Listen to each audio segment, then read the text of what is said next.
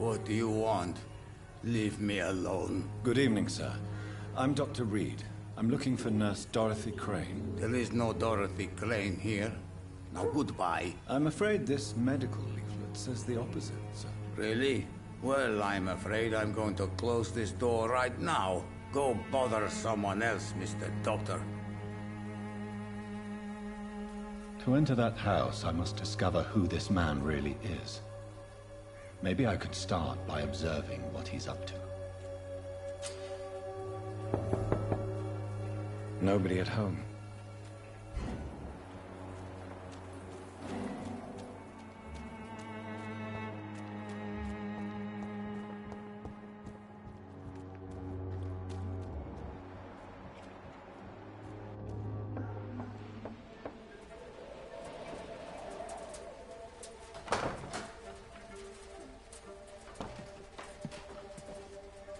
A strange man was at the door with a pass for our medical facility. I refused him entry. Darius, how could you know he didn't need our help? His clothes were too finely tailored to be from Whitechapel. Perhaps just a friend of that stray poet who is always about. Richard Nithercott? No, not of the same cloth, this man. I suspect some machination from that journalist. Clayton Darby. Is he still asking questions? Yes. I saw him drifting around St. Mary's Church. I swear he is tracking me just downwind.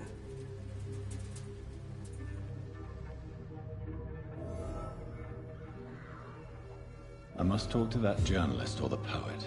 They must know about Darius. Nearby the church they just mentioned.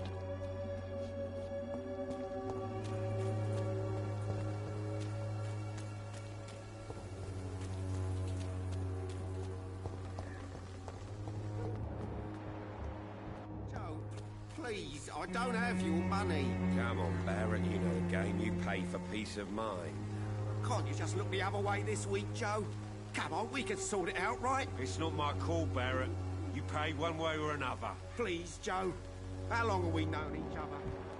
We even used to be neighbours, for Christ's sake. I'd prefer not to give you another beating, Barrett.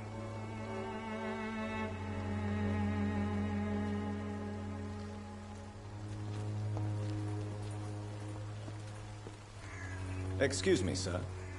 I have a few questions for you. Another journalist? I didn't answer the first one, so piss off! I'm not a journalist, I'm a doctor. A doctor, you say? It's quite a rare breed in this part of town. Really? But still, here I am. Dr. Jonathan Reed, at your service. I'm Joe Peterson to some, but Colossus Joe to most. And I don't remember asking for your service, sir.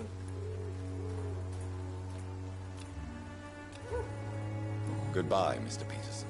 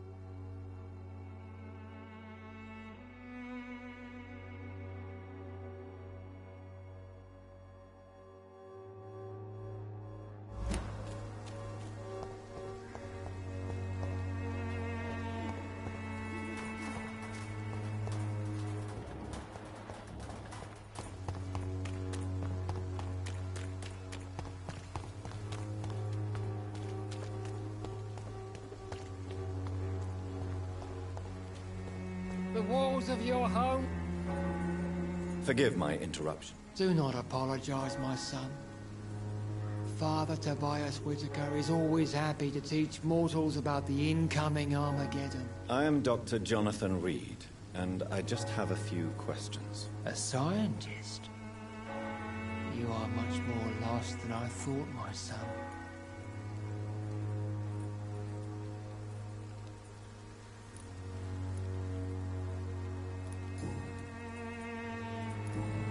Do you know Nurse Dorothy Crane from the Pembroke Hospital?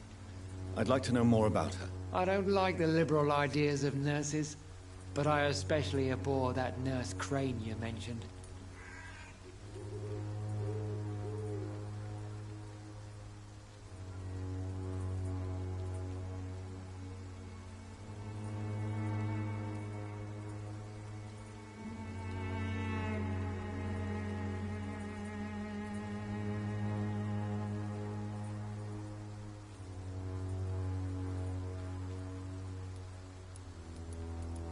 Why do you hate Nurse Crane more than other nurses? Before coming to London, she was a member of the communist resistance in our country.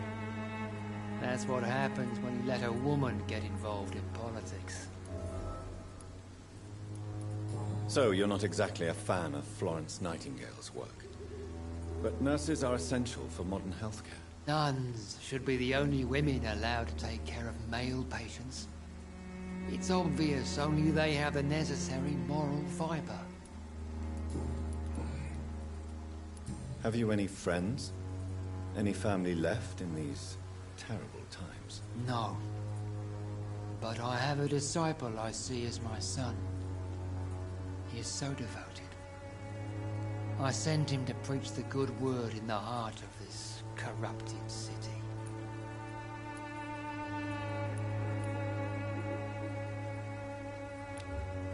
You sent him on some preaching crusade during the epidemic. As a true believer, Samuel will fear no evil while he walks through the valley of the shadow of death.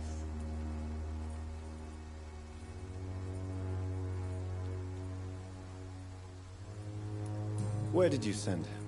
I sent Samuel to the Stonebridge Cemetery, where the pestilence and evil grows night after night.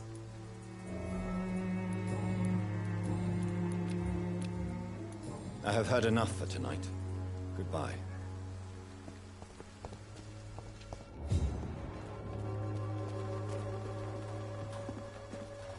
Excuse me, sir. Are you familiar with this part of town? Name's Clayton Darby, reporter. Sorry, I'm new to Whitechapel. But perhaps you could help me since you're a journalist. My name is Jonathan Reed. Dr. Reed, the famous surgeon. I'll gladly help if I'm able, sir. I heard you're investigating an underground medical dispensary in Whitechapel. What do you know about it? Not much, I'm afraid. They are wary of strangers, and I'm not really an acquaintance of theirs. Why do you care?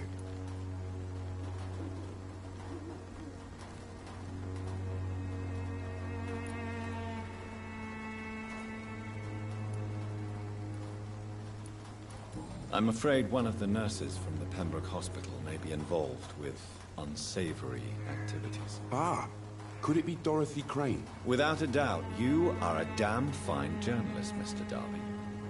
What do you know of her accomplice, a man named Darius? I don't know much about the man. He's very cautious. Never goes out. Doesn't seem to have any friends or family. He never goes out? No. A few days ago, he unexpectedly did. I followed him, but it was just a ruse to keep me away from his house. Really? How do you know? He went to the nearest mailbox, but just before posting his letter, he ripped it up and threw it away.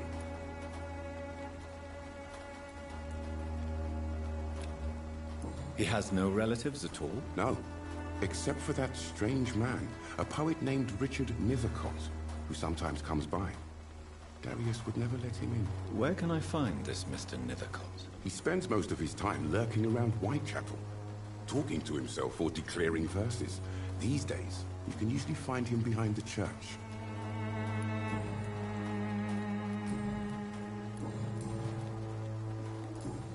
Goodbye, Mr. Darby.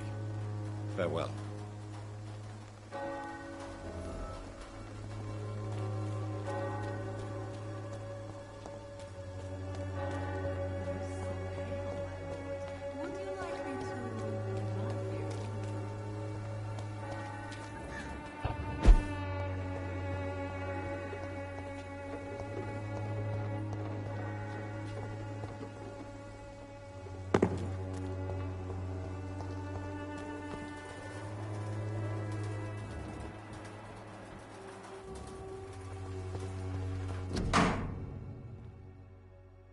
The content of Darius' letter to his children could give me more leverage to enter.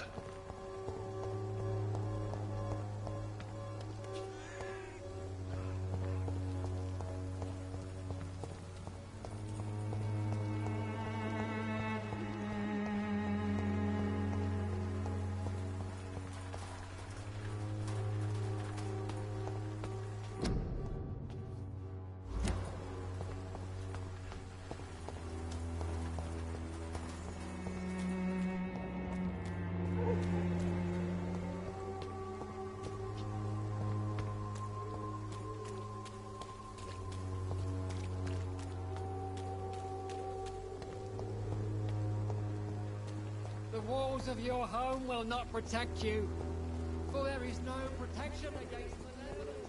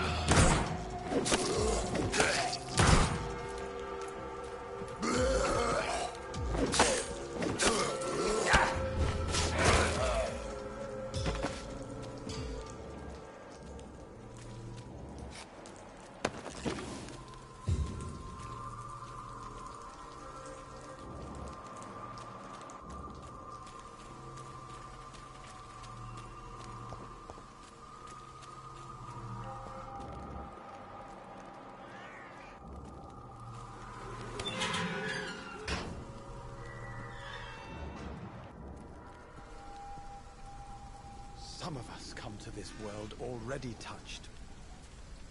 Good evening, sir. I'm Dr. Reed. I would like to ask you a few questions. Please be my guest. Although I may not be the best informant regarding this part of town, my words speak about that which the eyes cannot see. Really? Are you an artist of some kind? I'm a poet, sir. Richard Nithercott, at your service.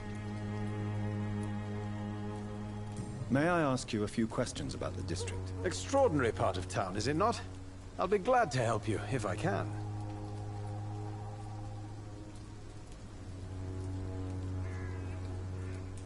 What can you tell me about an old man called Darius? Darius Petrescu? Yes, I know him. At first, I thought he was only a small publisher. I invited him to publish my work, but his reaction was pretty clear. Not interested in your talent? Darius is an old political activist who takes delight in printing tracts and lampoons. Those communist activities only require mediocre writing skills.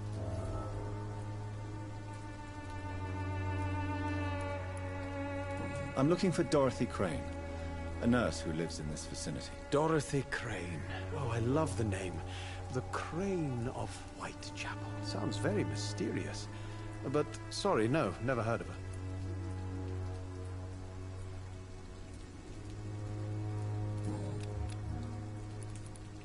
I'll leave you alone, sir. Darius is a bit less of a mystery now. It should not be that difficult to incite him to let me in.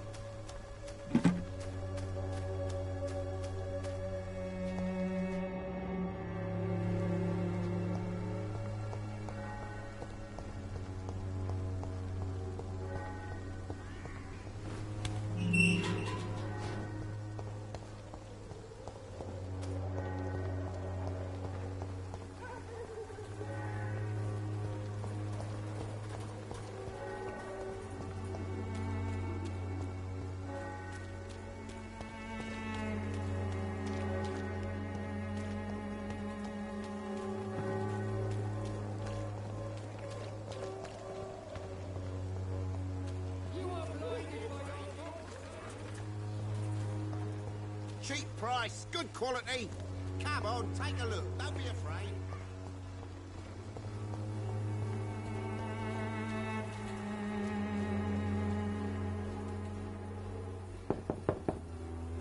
Mr. Petrescu, just 1 minute, please. You again?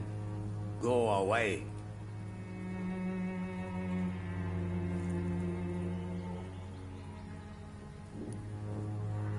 Sir, wait. Stop this nonsense. I know Nurse Crane is here. Shall we speak man to man, you and I? All right. Speak up. Don't you see we're on the same side? We fight to help the poor, sick, and abandoned. I'm nothing like you, Mr. Doctor. Yes, you are. You too believe in providing medical care without charge. You know what we have to sacrifice to make the world a better place. I have to admit your words have conviction. All right, I'll let you see Dorothea. Don't make me regret this, though.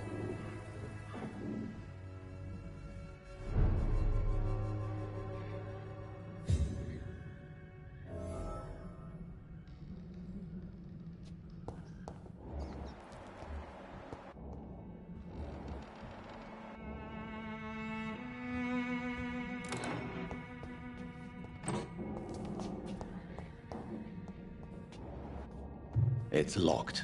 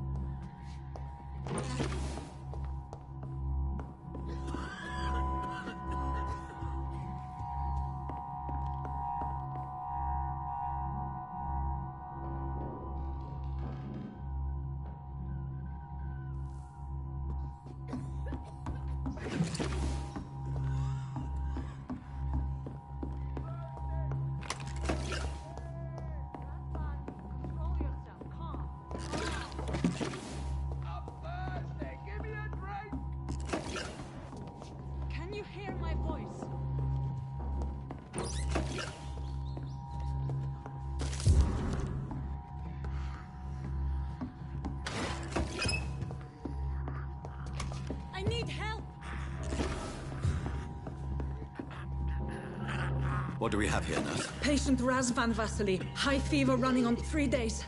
Complaints of dizziness, muscle aches, and head pain. Diagnosed with influenza. Treatment? Aspirin and salicin for the fever and discomfort. Liquids for dehydration, but he's having trouble keeping even water down.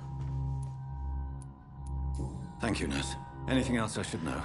He did lose consciousness this morning, but he's never had convulsions like these.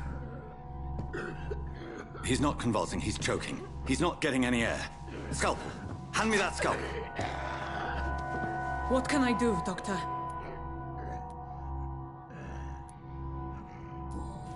It's too dangerous to operate with these convulsions. Sedative, nurse. Do we have any anesthetics? I'm sorry, Doctor. None at all.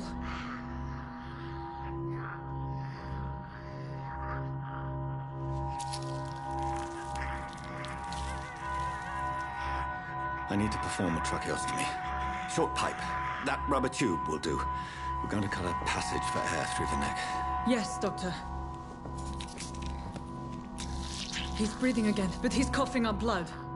Internal hemorrhaging. I need to make another incision into the chest cavity to drain the fluids from the lung. Prepare another tube. A thoracostomy. Doctor, we've nothing to fight the infection. We need an aseptic environment.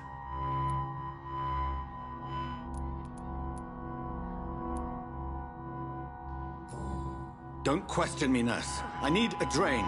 Now. Yes, Doctor.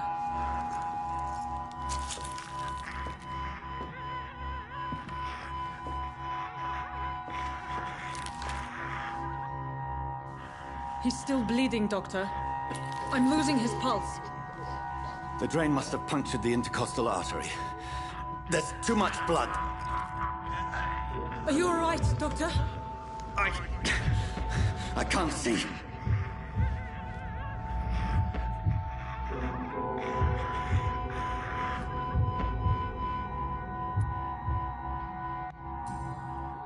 Yes. I have this, nurse. Allow me to finish the procedure alone. I need the room. I'd prefer to stay and see this through. This is my patient, Doctor. I have needle and thread for stitching the wound.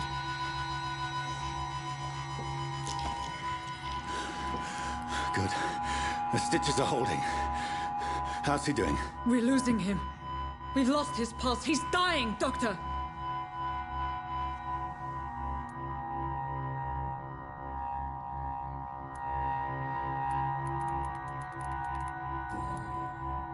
Cardiac massage, now. Cardiac... What? Are you making this up as you go along?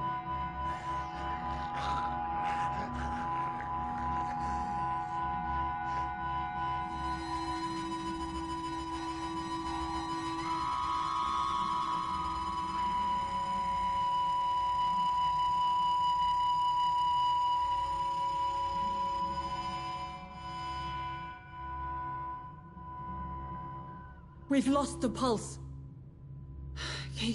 He's gone, Doctor. Nurse, we did everything we could. Truly? Everything you could? Is that how you'll report this in your log?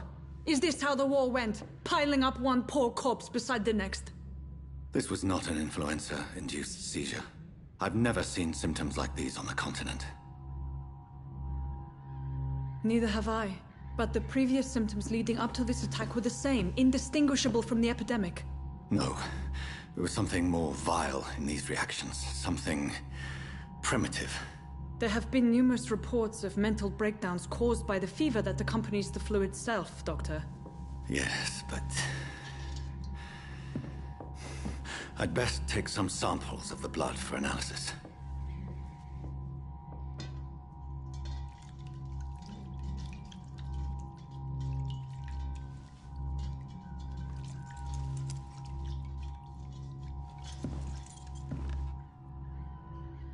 You're here to test my bedside manners. I suspect it was more than intuition alone that led you to us.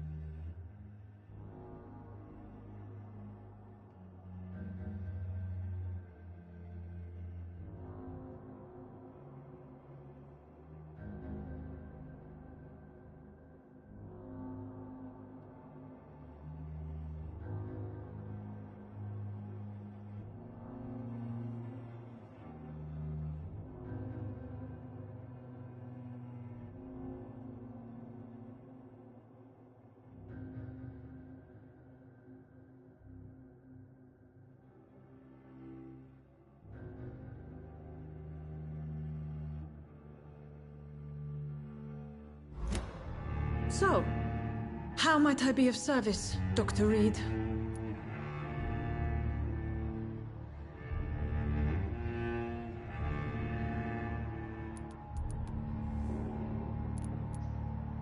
I've come to put an end to this insufferable blackmailing, Dorothy. Doctor, you think your warnings scare me? I've stolen and plied, blackmailed and lied, but what else am I to do? I'm all these people have.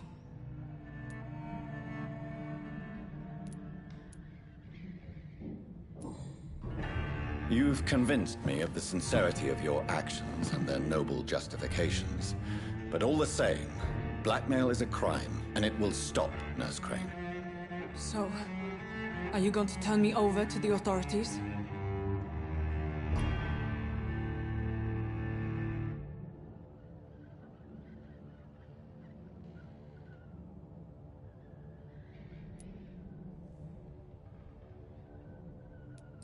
Nurse Crane, there is no question that the work you've done here is extraordinary, but this dispensary is incapable of coping with the outbreak. It's only a question of days before the situation at hand will overwhelm us. I cannot allow it. It's my duty to put an end to this immediately.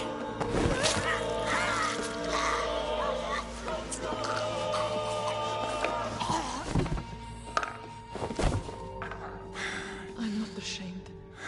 I did what was right. For in the end, I saved lives and you took them. But we had so much in common, Doctor. Don't you see that?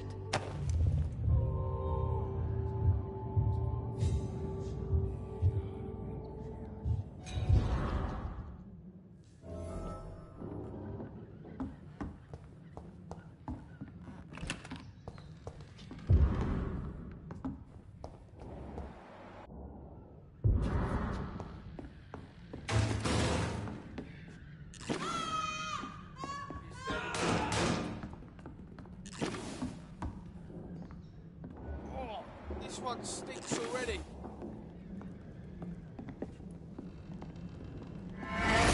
Look out, hit!